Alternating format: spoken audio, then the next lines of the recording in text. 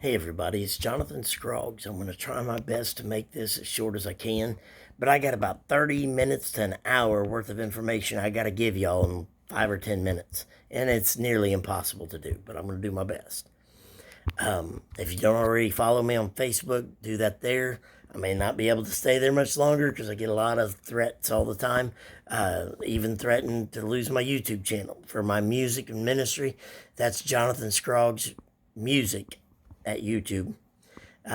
But again, like I said, they've been deleting a lot of my vision videos. Every time a vision video would come true, my wife just let me know the other day she went back to find several of the ones that have come true. I had a vision about the football player whose heart was going to stop on the field second or third day into January. I said first beginning days of January 2023, and then went on to share about the vision God showed me. The big revival was going to break out at a college, and then it was going to spread, and Billy Graham type crusades, and all that happened. Asbury, Franklin Graham did the big world tour, God Loves You tour, but basically that kind of stuff keeps happening over and over and over.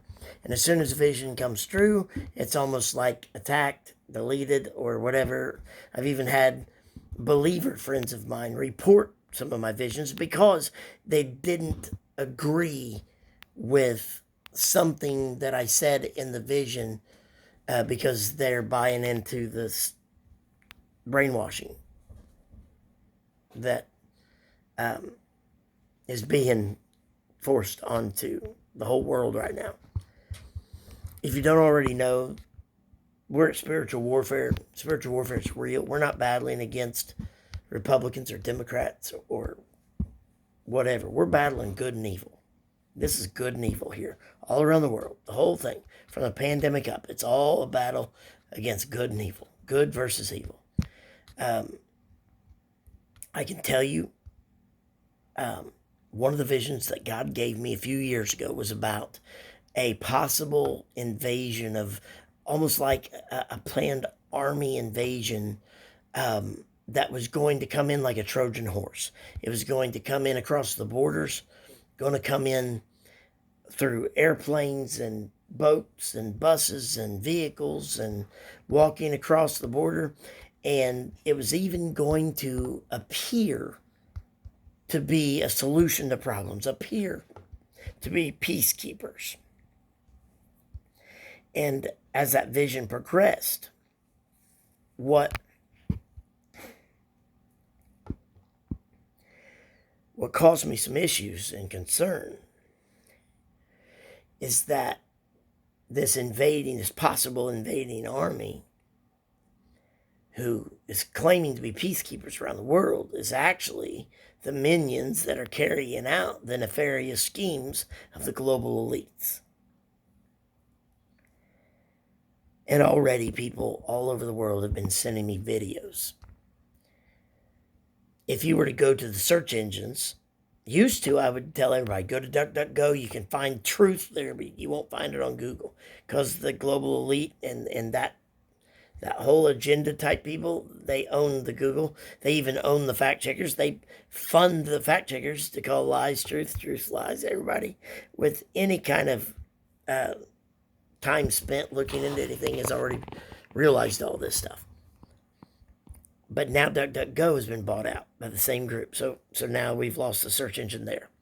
If you were to go to either of those search engines and say, are there any soldiers from the United Nations in America, it would say, nope, not at all. But then if you would go to the sites that they tried to shut down, like TikTok, that they took all the way to Congress, all the way to the Supreme Court, we got to shut this down, it's dangerous. It's dangerous because they couldn't be infiltrated. They couldn't sway the information that's on that app. So that side, those global elites, those people with the mentality of let's brainwash the world and hold them all captive so we can control them or kill them, they couldn't win with the TikTok. So you go to TikTok, be ready to spend some time, because you type in UN soldiers in America, and you will find thousands of hours of videos of buildings taken over by United Nations soldiers. One video I just sent to a bunch of folks, my dad and probably 30, 40 friends, that have been following this stuff. United Nations has taken over a building in Utah, Wyoming, Maine, Texas, all over the country, Arizona, New Mexico. And on this video, the United Nations worker looked like a police officer wearing our colors, our uniforms. And this young girl was saying, why do you not want me to film? This is America. She says, no, this is United Nations compound. And you're trespassing. I have authority to arrest you. This is in America, y'all. I just sent the video to about 30, 40 people. But go to TikTok, look them up. Because why do you think, never ever in the history of this country have we had leadership who wants to try to go to battle against National Guards of Texas, the state of Texas? Never in the history of this country have we had presidents that order federal employees to go down and cut razor wire so more illegal people can come all up and down the border rather than coming through the check station. We literally allow immigrants from all around the world. Anybody can come to America and go right through the check station, tell them your name, background check to make sure you're not a felon or wanted for murder. Anybody can come in. That's what people keep forgetting. People keep acting like we're being racist and how dare you. Those same people are locking their doors of their houses and live in gated communities that are locking people out of their homes because they know you can't just let everybody into your house or you will be robbed, murdered, or worse. So anyway, I got to share this with y'all real quick. From that vision, United Nations soldiers are going to be all over America, taking over sleeper cells, areas, buildings where we hear of sleeper cells of terrorists in other countries, but we're not hearing about how many soldiers are already here in America. But think about this. You think about the fact that just the other day, 12,500 crossed our border in one day illegally, without any background checks, without knowing who they are. And now videos are surfacing all over TikTok, all over Twitter, and the places that aren't being controlled and swayed to where they're keeping the information from the public. And there are immigrants who are just loudly proclaiming, you may not know who I am now, but before long, you're going to know my name. You'll see my face. You'll see what's going to happen to America. They're screaming death to America and chanting horrible things about killing Americans and Christians, and covered in tattoos and marks of Uzis up their arms and tattoos of death to Americans. And let me just speak to the people who think they might be able to invade America. They think America might be be weaker because we're sending 40, 50,000 troops somewhere else in the country, and the troops are going to be gone, so America's going to be weak. Let me share just a few numbers with y'all that you can find still on socially or the social sites and liberally owned Google and liberally owned DuckDuckGo. You can still find these numbers right here, these statistics. In America, they claim there's 120 firearms for every 100 people. Let me let you know that that's just the ones that are registered. In my own circle of friends, I've got friends that their household might own 30, 40, 50 for one household, for 2 or 3 people. And out of all those, there might only be 2 or 3 registered. None of them are illegal or stolen, but just because you buy a gun new at Academy Sports or something does not mean, even though you do have to pass a background check, you do have to fill out paperwork, but it's not registered in your name until you then mail off the form. So a lot of gun owners don't think it. For a lot of years of my life, I thought my guns were registered already because I bought them new and had a background check. So I thought they were registered, and they weren't. So I had to go and do a bunch of paperwork. So anyway, 120 firearms per 100 people. It's probably more accurate, like 300 firearms per 100 people. You might say, well, America only has like 2 million soldiers. That's one of the sites that I found, said that we had about 2 million active soldiers. Well, let me let you know about something else we got. Between 16 and 18 million veterans. They're the ones who went and saw the worst of the worst and came back, and now they're watching our nation be invaded by people that don't even know which bathroom to use. Not going to happen. Texas, the state of Texas alone, has 1.4 million veterans. Here's another thing I want to remind you about. Those folks that are maybe thinking America's weak just because our leadership's weak. We have 15,158,443 licensed hunters. People that paid the government for a license to hunt.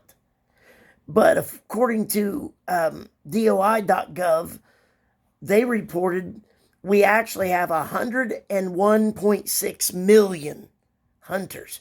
Okay, I want you to keep adding these numbers up. If we've got 18 million veterans, a couple million active military, we've got 101 million hunters with firearms. We've got over 1 million law enforcement officers trained in weaponry and sniper shooting. We've got over 1 million firefighters, first responders, also trained to run into battle and risk our lives. I'm one of them.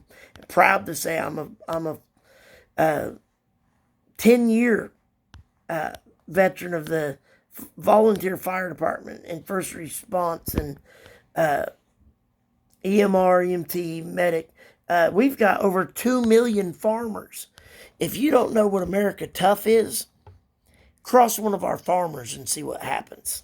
I guarantee you, just like that 73-year-old man that they're unfairly keeping in jail. I don't remember if it's Arizona or Texas, but you can look it up. 73 years old, and the drug cartel was on his land, trashing his land, leaving trash everywhere, had AK-47s.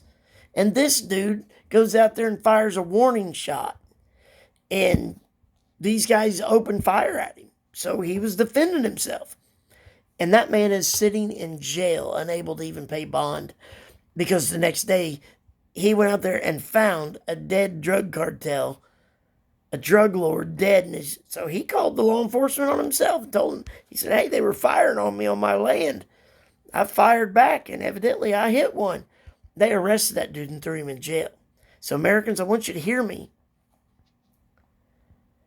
Even though we do have weak leadership, and we've got some liberal leaders in some states, it's not the majority. I promise you it's not the majority. The majority of this nation is God-fearing, red-blooded, patriotic men and women who will stand up and shut down this invasion that's trying to come our way.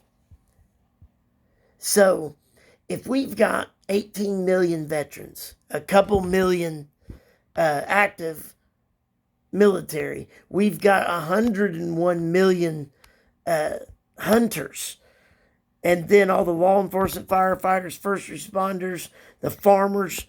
That's not even talking about the 100 million country folk that have spent their entire lives living off the land, hunting, shooting, anything that moves from 300 yards away.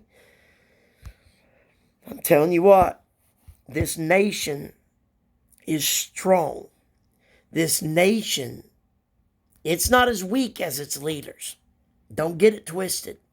I promise you. That's why when Pearl Harbor happened, they weren't about to risk coming inside this country.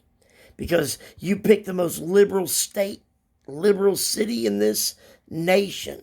And I promise you, there's still enough patriots, there's still enough veterans, law enforcement officers, that they will not allow their state to be overthrown. Not going to happen. But here's the biggest thing that everybody needs to take from this. Whether you are a friend or a foe of this nation, you remember this. Even though our leadership right now is not portraying a nation under God, I promise you we are. I promise you God bless America, and God we trust is on our currency. And no matter how much some of the minority wants to strip God out of everything, I promise you the same way God delivered David from Goliath. All odds were against him, but God. You already know that Goliath, dead. David won the battle. Daniel thrown in the lion's den. Daniel won. Shadrach, Meshach, and Abednego thrown in the fire furnace. They come walking out because God showed up and walked with them through their battle. Gideon had 33,000 of the fiercest warriors in the world. And God wanted to show himself strong. So he took them down to a measly 300 dudes on top of a hill. Those men of God, we don't even know that they were all men of God. We know Gideon was. So because Gideon was a man of God, God gave Gideon the order, you tell those men to have torches inside their pots. Break those pots open on the top of that hill and just start shouting the victory. The victory is God's. For God, for Gideon, the battle's won. Those boys didn't even have to get dirty. They didn't have to draw their swords. They didn't have to touch a weapon. Because the enemy was overwhelmed with fear and confusion. And they killed themselves. Because God. This nation, even though it's been corrupt, and even though there's always been corruption on all sides, the majority of this nation is still God-fearing. Whether, I promise you this, they might take polls and say, oh, I don't really want to believe in God. But then 9/11 happens, and churches are all flooded, full, front to back, all over the country. Because when tragedy strikes, everybody runs to God. And God is faithful. He doesn't hold back over our heads the things we did wrong, or the times we ran from him, or the things we might have messed up on. Like King David, he messed up. He did some bad stuff. But God forgave him. And God kept that man. And he protected that man. Just like all the others I already mentioned. Moses leading the children out of Pharaoh's Egypt. God parting the Red Sea so his people could walk on dry land. God even dropped food from heaven to feed his children when they needed sustenance. So we serve a God who is greater than the enemy. We serve a God who's greater than Baphomet, Lilith, all the different demonic things y'all want to worship. I promise you, we already know the end of the story. And you ain't going to win. Because you're not just coming against 200 million armed Americans that will stand up and annihilate any enemy, foreign or domestic. We'll shut them down. We will stand. We can argue about politics all day long. We can argue about everything from religion, race, and gender. But the second somebody steps onto our land and says, we're taking over, watch and see if the left and the right don't come together in the middle to protect and save this country for the Lord. Watch and see if God doesn't honor and protect and rise up just like David. God will guide that little stone right into the forehead of the giant. God will guide every bullet if it has to be fired, or he'll drop confusion and fear as we just keep shining his light and shouting his praises, and the enemy will kill themselves. That's the God I serve. And that's the God who's on our currency, on our pledge, and on the hearts and minds of all of our founding fathers from day one. God bless the USA. Be ready. Pray that it doesn't happen. Citizens, pray that it doesn't happen. But be ready if it does.